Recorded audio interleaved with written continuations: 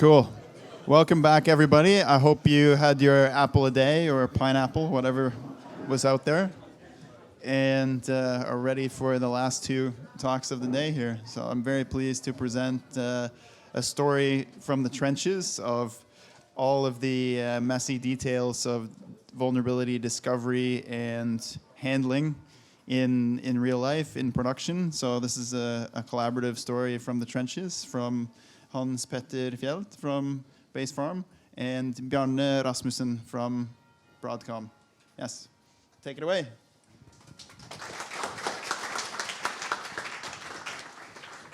Thank you. So,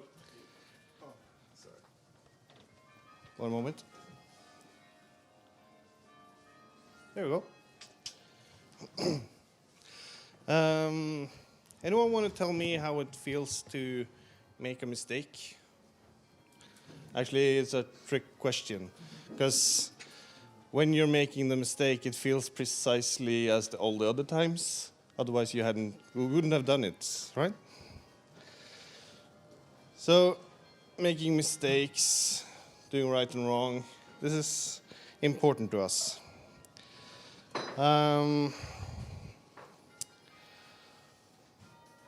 This is the agenda, not so important. This is most about finding it, then disclosing it, and when you've disclosed it, you're not done, so there's stuff after that as well. I'll talk about that, and some lessons learned. So Basefarm is a Norwegian hosting company. We strive to be a bit better than the rest of them, and I feel we're doing pretty good on that. We're not the run-of-the-mill WordPress hosting company. We are more caring about you and trying to get you to success, and hopefully you'll pay us along the way. All wins, like.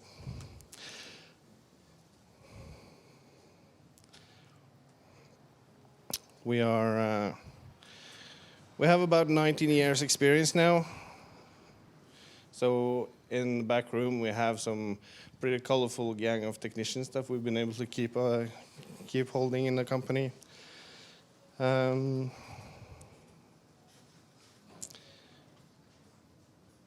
We've expanded across Europe, and we now have 9 data centers. Not so important to us.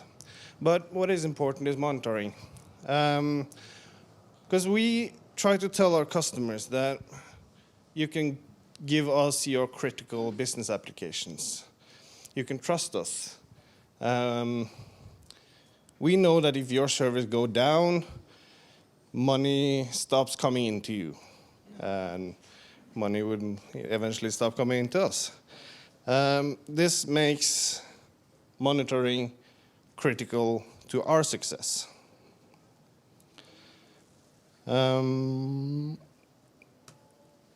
Before what this story is about, we had a monitoring solution called Mon. For fun, I reached out to their developers and maintainers, and they could inform me that as far as they saw, the worst thing about it was the name. No searchability online. It's Perl, so when they say king of simplicity, you have to kind of account for that, right? It's basically by sysadmins for sysadmins. And yeah, it works like a charm. One of the developers still have one installation running, and it's doing fine. I don't believe the 4 downloads this week. Sorry, SearchForge. I just don't. It was extendable with a web GUI. But we had to find something better. This was around 2010, we looked for something better. And we found Nimbus by CA. Might be confusion with Broadcom, and then I'm mentioning CA. But they got bought last year, so I'm going to explain that later. Is anyone here using Nimbus or CA UIM in their company today? Nobody? Okay. It's a good monitoring software. Absolutely.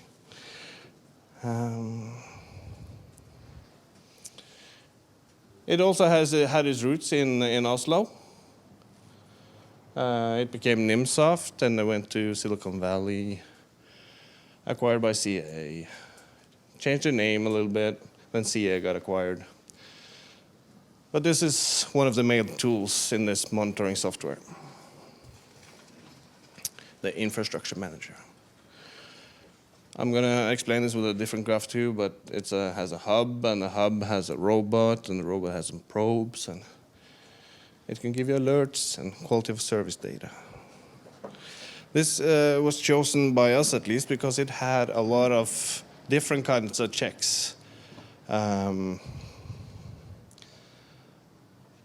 you're a big enterprise like us, you get a lot of strange storage devices and stuff that maybe isn't so easy to make checks for when you're writing open software and testing with. But this was pretty good.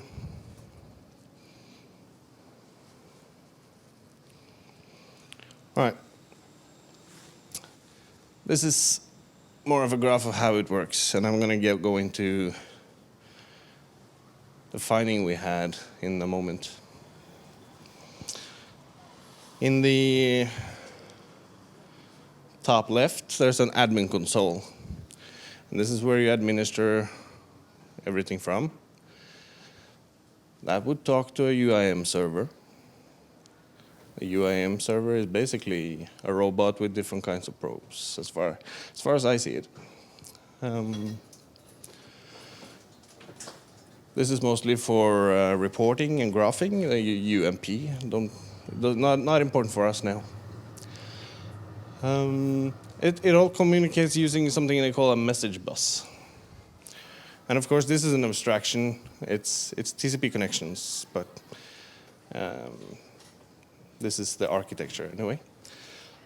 And then under here, now in this example, is 2 servers.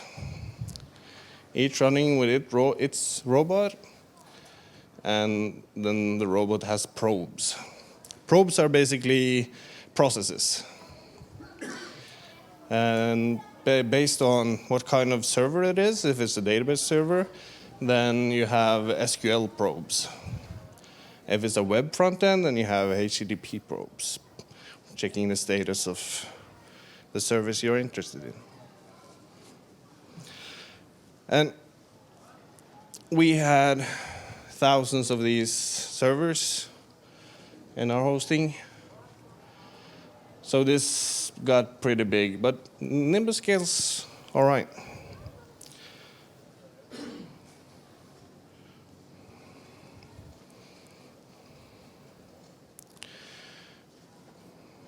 So simplifying a bit, removing some arrows for you.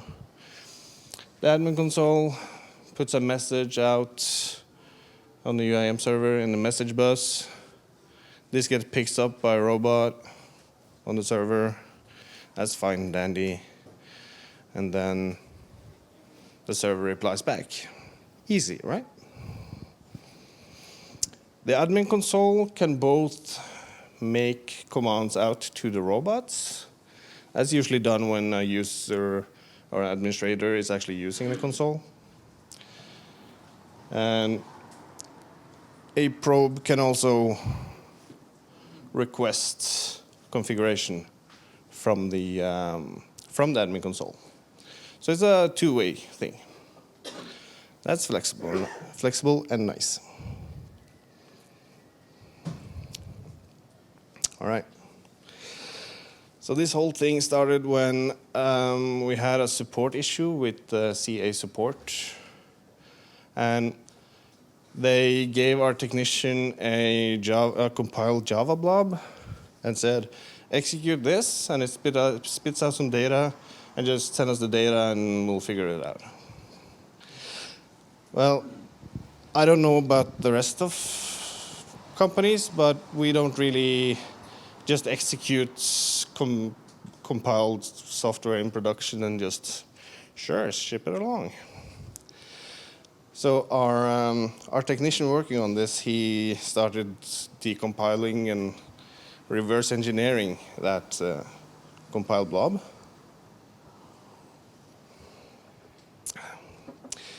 That started this whole thing. He found first that this blob, it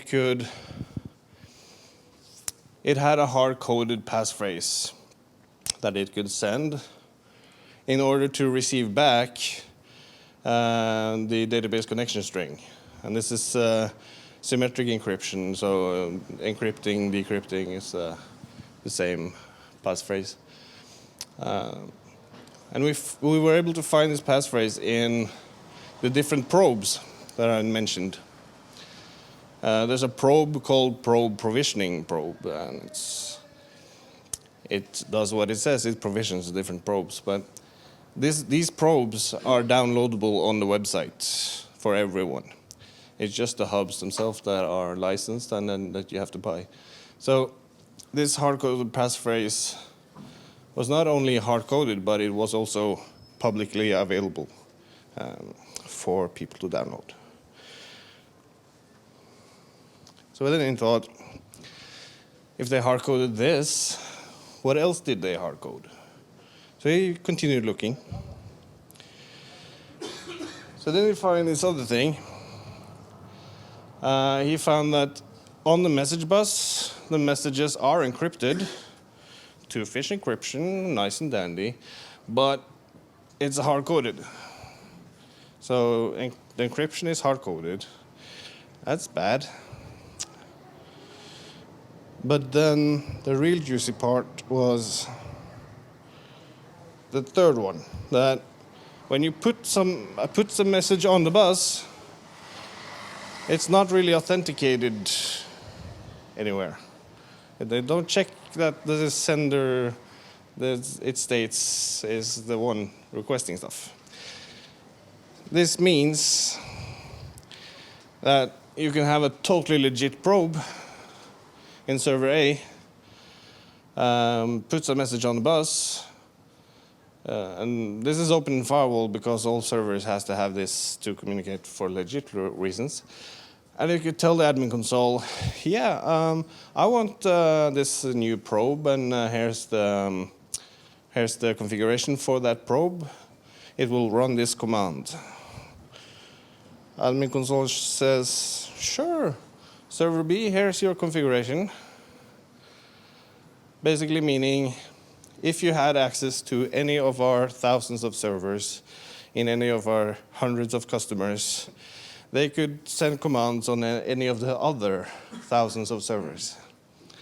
And we didn't like that. So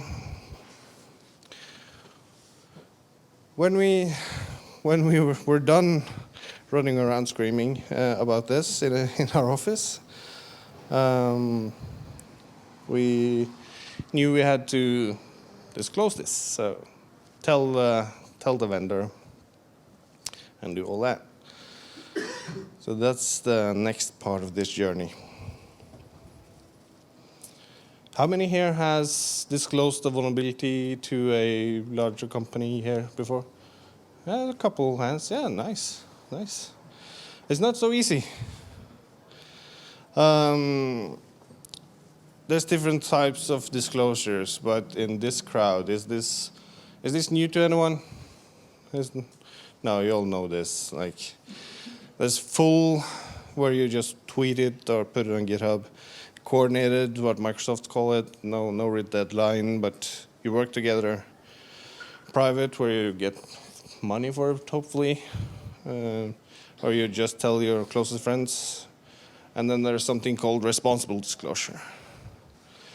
Google use like 90 days hard limit, and some use 5 days. It's not really set in stone what responsible disclosure is. Yeah.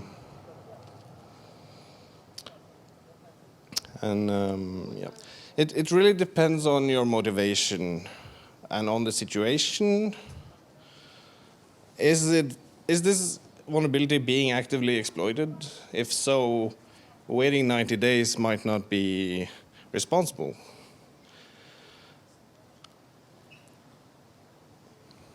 And in the end, this is more or less ethics. It's a huge branch of the philosophy, and it's not just another presentation. Like it's a whole semester.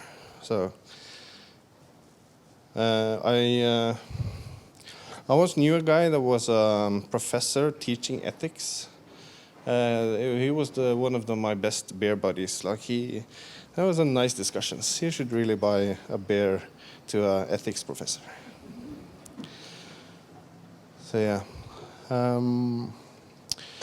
Responsible disclosure basically means you first notify the vendor, give them time, and then you publish it, because others might also know about this and have not disclosed it. The important part is to never let your sense of moral prevent you from doing what is right. Meaning that you might have a framework where you have thought out your morals. I hope we all have thought that. But in the situation is what counts. Maybe you didn't think about all the things in the situation you're currently in, so do what is right. It feels precisely like it should. So yeah, and the part about notifying the public. If you're using this software and have bought it, you might have signed some papers, you might have made some agreements that you're not going to reverse engineer the software and you're not going to disclose intellectual properties. So going to a big American company and saying like, yeah, I'm going to get you. You know they have lawyers, and somebody has thought the idea that we might use them. But luckily, I did not get that response. So my take on responsible disclosure in this instance was to try to find a security page. Some place that they have published on their website, like, here, tell us about all our bad stuff, please. But I did not find that page. I'm able to find it now, but hindsight. So I knew if I just sent in a support ticket to their support apparatus, they would go like, well, it's not an incident, nothing is down, and yeah, this is priority way down, and we'll look at it when we get time, right? That's how you have to operate when you have thousands of tickets coming in, like these guys probably do. But I found a guy working at CA in Oslo through my contact network, and I was able to establish a connection with him. But for him to do some work internally, he, of course, had to have a support ticket to reference. So I had to submit that anyway. I gave them 90 days. Thought that was reasonable. Then my nagging and poking started, and waiting. I had some vacation in this period as well, so I did miss that CA is a CVE numbering authority, so there's some contact information there as well, but again, hindsight. And then silence. Then what? In my situation, I knew of contacts and people I knew in Norway that was using this product, and it didn't seem like I was able to get some reaction from CA. So I actually privately disclosed some of this to another customer of theirs. In hindsight, that was a breach of what I had promised them initially. So that's a breach of trust from my part, and probably a mistake on my part. At the time, it felt like the right thing to do. But then one day, this jovial Dane called me. So, Bjarne. Yep. Thank you, Hans Petter. So I'm the vendor, and at the time this happened, it was CA Technologies. CA Technologies got bought by Broadcom last year in November, and so now I'm part of Broadcom. If you flip a slide, or I can do it myself. Oh, that's a clicker, really? So I do this. Yeah.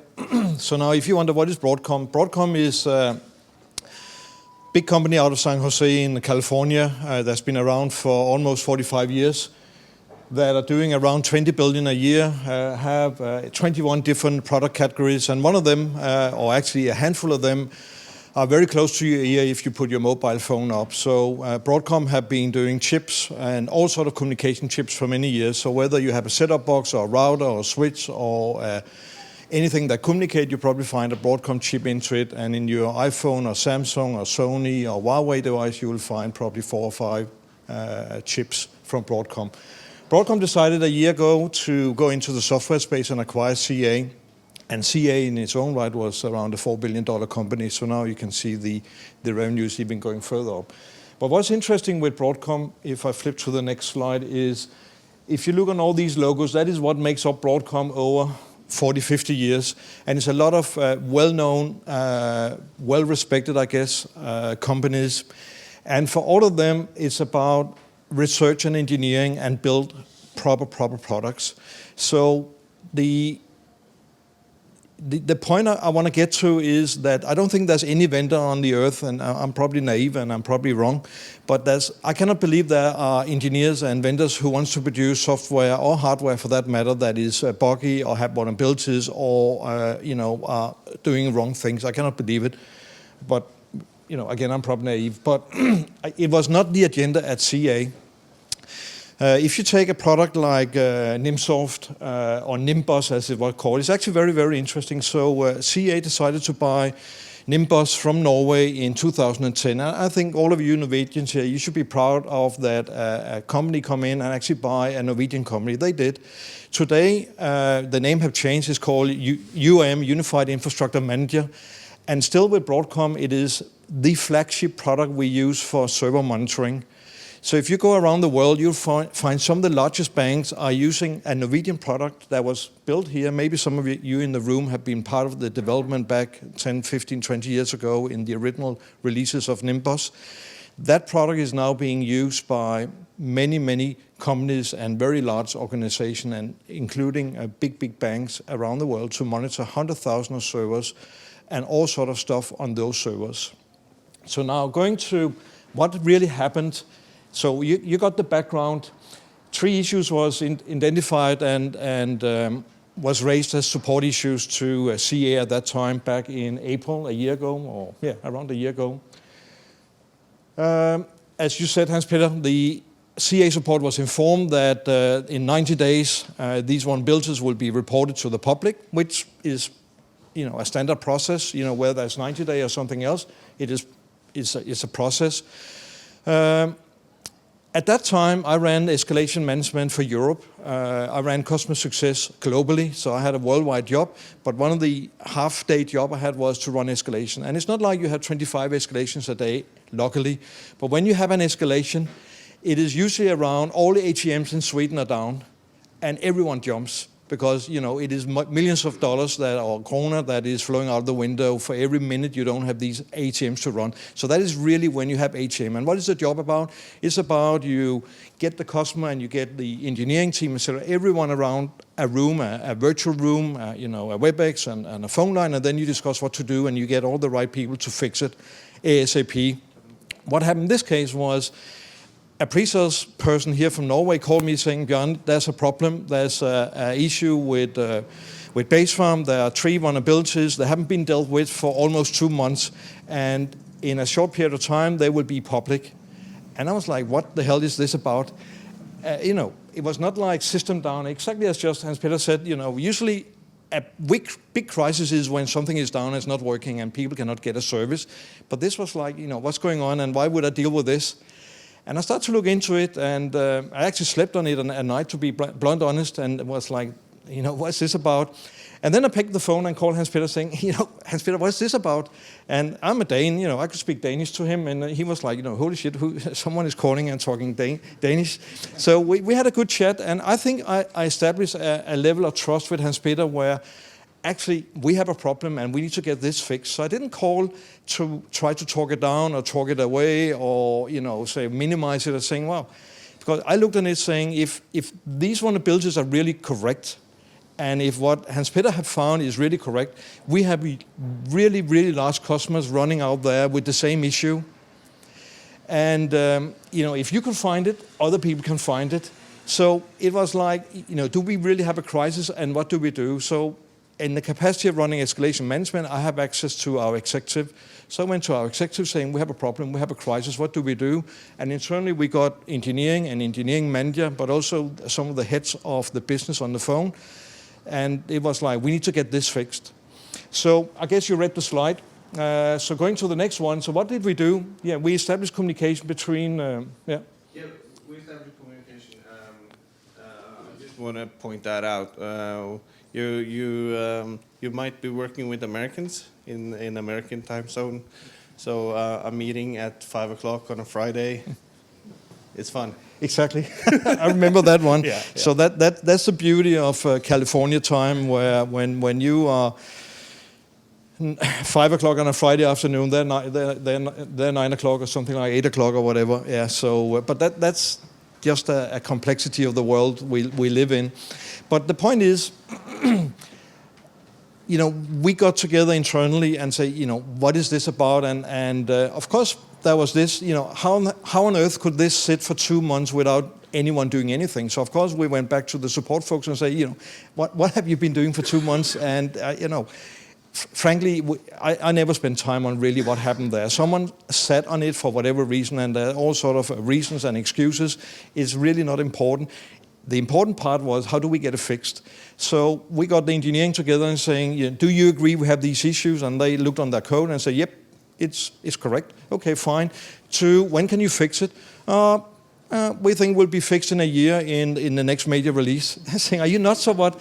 This is going public in 30 days. So this was sometime in June, as far as I remember, and there was 30 days left of the tree, or the 90 days. So saying, in 30 days, the biggest customers we have around the world, they can read publicly that there are 3 vulnerabilities, of which of them, as you pointed out, was really, really severe, where you could take control over other systems in an environment, even if you're a service provider, even other customers' systems. So that was a big issue.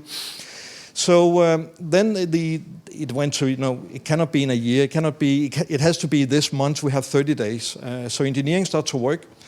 They had to delay other projects, bad luck, and they came back saying, we cannot do it in 30 days, it's impossible. So I went to Hans-Peter and said, Hans-Peter, we have a problem. If you disclose on 30 days, we're not ready. So you need to trust us that we are building this. And one way I built that trust was actually to get Hans-Peter on a call with engineering and the engineering team.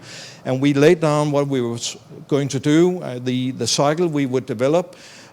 We invited Hans-Peter to get access to beta release of the fixes that would be ready. I actually think within the 90 days. Yeah. You had a real transparency with me, and I'm really grateful for that, and that's why I invited you here too. Yeah. I hope everyone gets to experience a big company being that transparent. And at that point, my thinking was, what's my motivation here? It's not, what do I have to gain to publish this in the middle of the summer when I know that they won't be able to fix it, and when they get to fix it, then their customers will not be there to patch it anyway. So my motivation was that, okay, we'll wait with that then. So long story short, engineering regrouped their people, had them to work long and hard. And I think my point to all of you here, if you have an issue like this and you sit on the customer side and you have this issue, make sure you escalate. Don't necessarily wait, because there could be people on lower level or mid-level who are sitting on it because there's a business rule or it's not important for them, or they don't get the urgency. And I think it's a shame for the relationship, and it's a shame for everyone that it doesn't get in the spotlight. So with any company, you can always escalate. You can always call the country manager, or there's always a way to raise the flag and saying something is broken, and it's those people's responsibility to escalate further in the organization. And shame on them if they don't. At our place, it happened. And when you get to senior management of the company, they understand the criticality of the issue. They understand that if this had gone public without a fix, the impact it would have on customers. And the first presentation we saw in the morning, then you can stay tick, tick, tick, tick, tick on everything from communication issues to revenue issues to customer relationship issue, to all the way down to your equity, your stock will dump. It will cost you a lot of money, and it will be hard to regain your trust with customers, etc. So everything is important here. And of course, when you get to these people, it's not hard for them to say, hey, we prioritize 25 people to go code this, or we find $1 million to get it fixed. You need to get to that level in a company to make these decisions, and every company can make that decision. It's just a question to get it high enough. So in our case, we got it fixed, and I think it came out in mid-August, which was like 30 days late or 40 days late compared to the original 90 days. But it got out, and all three of them got out. And at the day we released the code, we also released the three CVE and make them public. And we gave credit to Basefarm and Hans Petter for finding these vulnerabilities, as you would expect in this setup. Yeah. The technician was Øystein Middleton. I just want to make that for the record. Okay, yeah. Okay, if we flip to the next one. So basically, the next 4 slide, I don't want to spend a lot of time on that. That is basically a summary on what we did. So the engineering, they went basically through the code. And you have to remember that this code was written years before. And when you acquire code, so CA bought it from Norway, from Nimbus. And, this is a learning, I think, for everyone who acquires something, whether you acquire a company or you acquire the code for someone else. Do you sit down and read 100,000 of lines of code to check if there's vulnerabilities? Or do you spend your engineers' time to build the next release with new feature function? We all know the answer. So you all have a heritage of code from the past.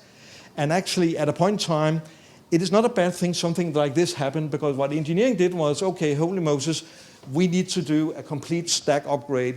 They went through all the libraries, all the dependencies, and say we need to upgrade this and this and this and this and this in order to get current and be on the latest. Had to go on the latest TLS at that time at least, and applying the stack upgrade as you see over here. And that was one of the things that I focused on in my talks with them.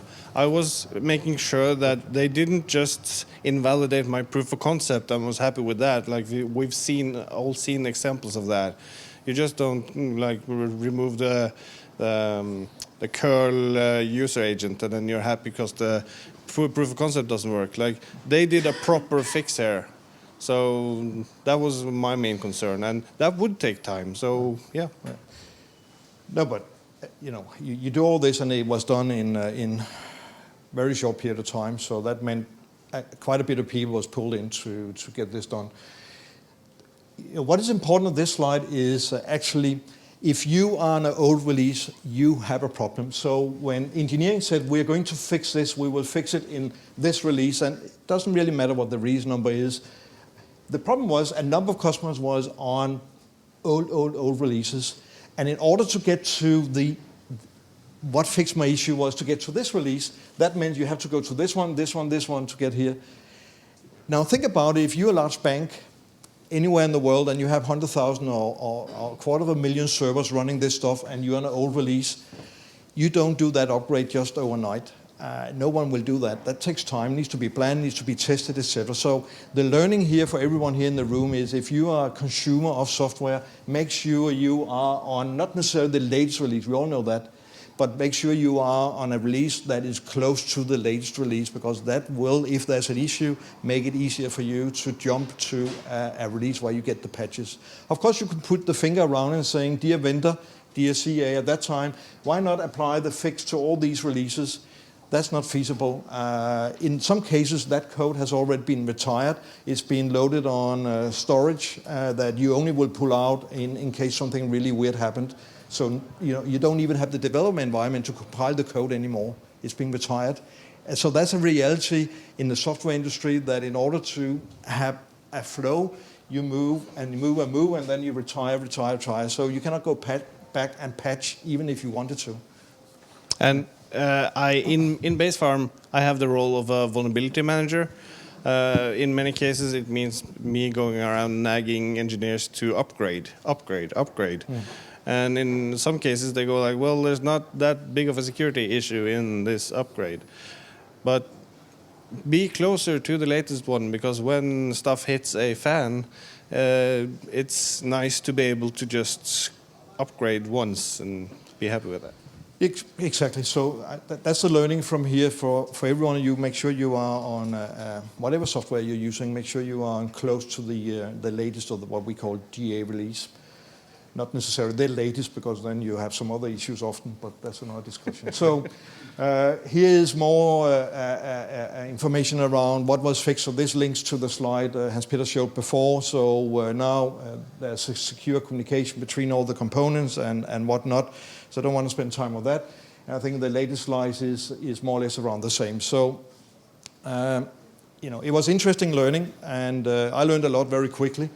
But what was important in my summary was to be transparent and being honest and work this through, and rather than start to fight it and argue and being nagging and try to win a battle you cannot win. That's the learning I have. Yeah, Hans-Peter?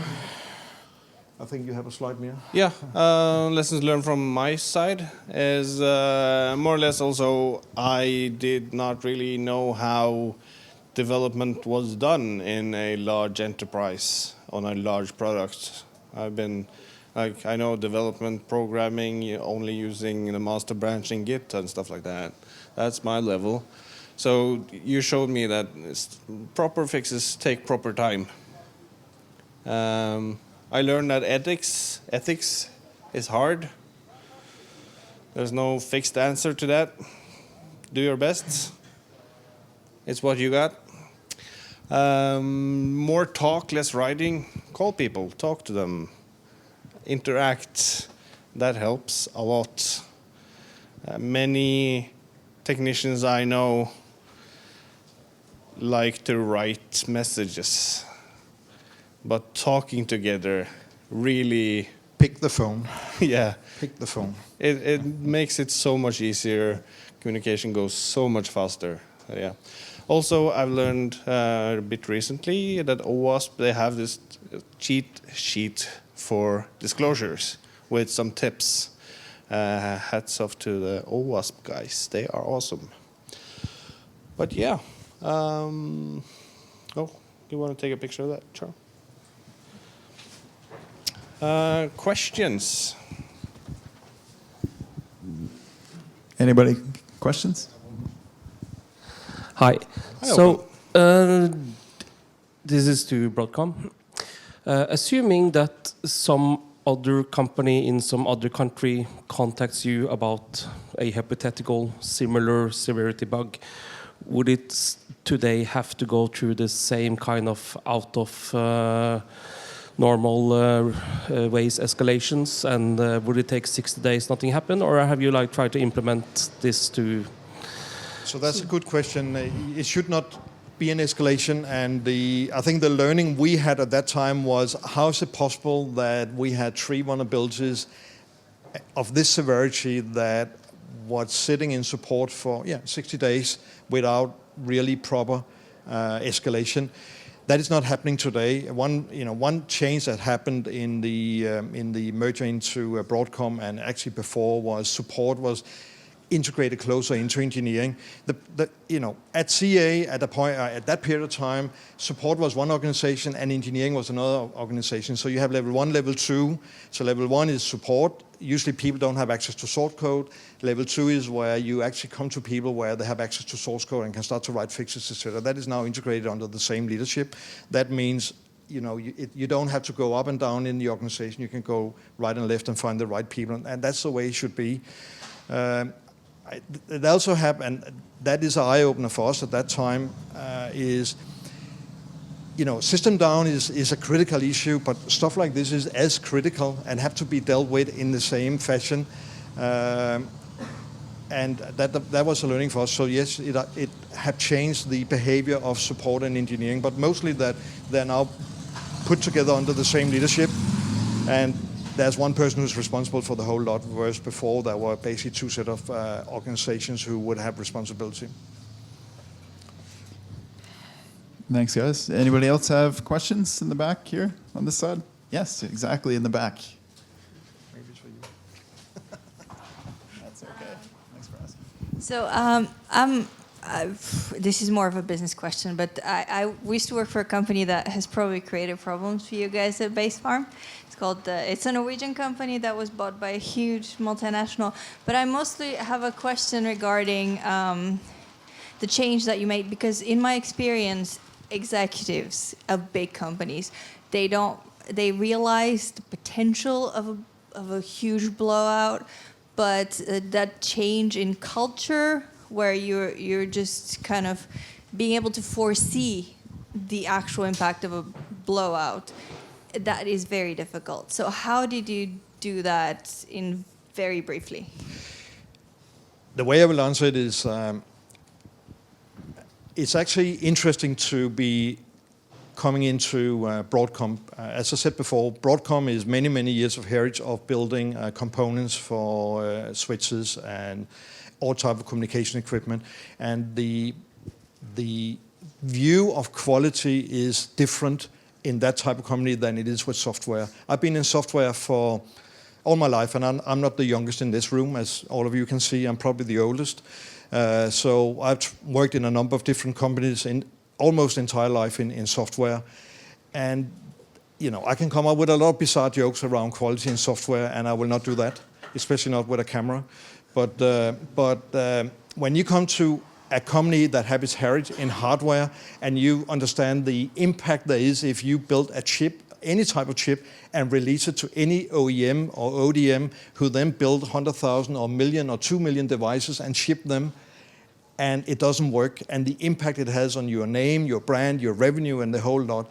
So I've already now been part of planning meetings at Broadcom that include the software engineers and the general managers of engineering, and the pressure there is on these folks around these products, and I mean software products. They have to work, and we don't want to see any flaw in the quality because it impacts the brand. So any company should protect their brand.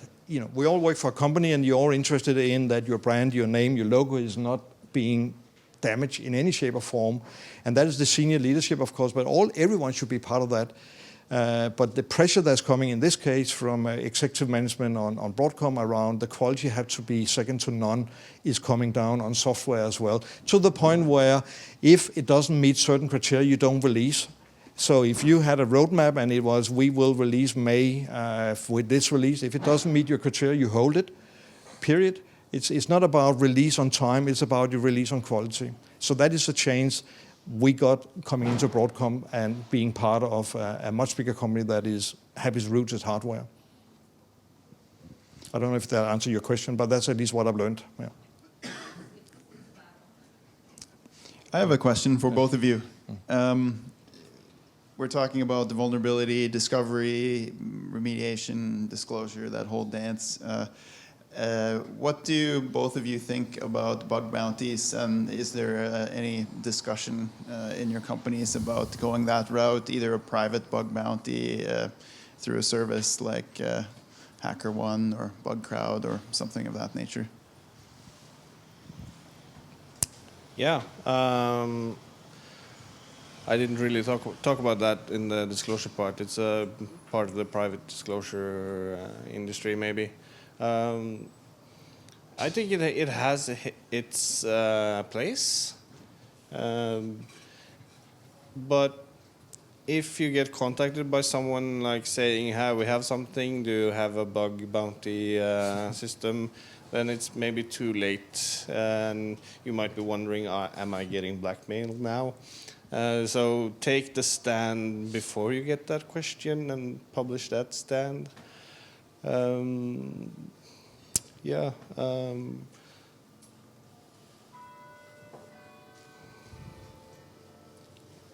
That's my answer to that. I will flip it a bit different. CA acquired a company 2 years ago. The name was Vericode. I don't know if any one of you have looked on Vericode. Now, Broadcom spun it off on November 5th when CA was acquired into Broadcom, because it was considered to be too far out on what Broadcom wants to focus on. Broadcom wants to focus on communication and infrastructure, and this was really, really in the developer space. For Vericode, it's basically a tool where you, as a developer, you write code, and when you come to the point where you click compile, it will spit the code into a vulnerability checking engine, and will scan the code and say, wow, you know, that code is broken there. And that's one way to do it. And then if the developer is not skilled enough, it will come up with tutorial on, you know, this is the way to write proper code to avoid this issue or that issue. So it's, you know, my point is, go back to when you write code and have people to write proper code, and don't allow code to be released. So put barriers up where if you try to release that piece of code into to the next phase, you know, block it, because a piece of software like Vericode, and there are other tools out there in the market. I'm not advocating for Vericode. I have no interest in the company. In Bjarne, I think it's very interesting, is where you can put barriers of saying that code cannot release if it is on that level of quality. And you can take your code you wrote 5 years ago and run it through and say, wow, holy Moses, now, because we learned so much over the 5 years that now we have all these issues, and maybe that comes back to the hygiene of your product, where you would say at a certain interval, you scan your code and you clean it up and make it, you know, fit the expectation that would be in the market, and you know, you don't necessarily talk about it. It's part of you brush your teeth every night and every morning. It's the same you would do with your code on a regular basis, and there are tools to do it today. So why not use them? Thank you very much, both of you, for a story about people finding vulnerabilities and the people fixing the vulnerabilities actually getting along. Look at them shaking hands.